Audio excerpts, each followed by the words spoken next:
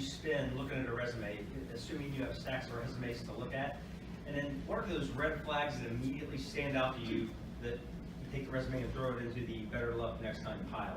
That's a great question. And Mike and I were just talking about that before. Yeah, let's put it this way. I was kind of procrastinated with these resumes they sent me, so I went through 210 of them last night.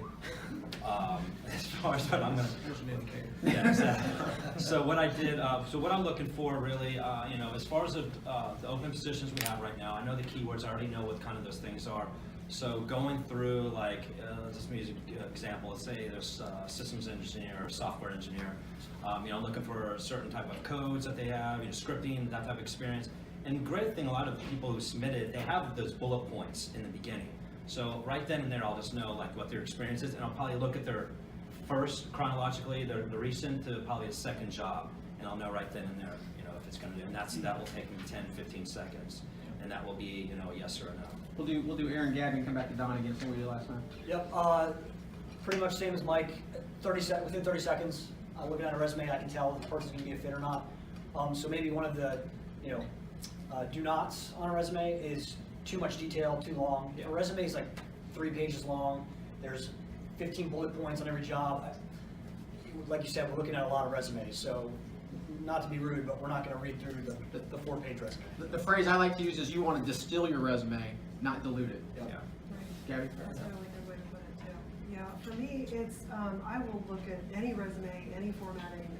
The thing that tells right away is if there's grammatical errors, if it's hard to read in the very beginning and it doesn't immediately draw name, where they're located, and then immediately at the very top says, these are my winning points, right? These are the technologies I know and such. But formatting will sometimes throw me because if it's just really poorly formatted, then I'll go a different direction. Yeah, I think simple is better. Yeah. Yeah, no novels. Yeah, it's okay. Hopefully, Don, as a hiring manager, you're getting resumes that are in better shape because you have recruiters who are helping to filter most of those. But I would hope that's true, but it's not.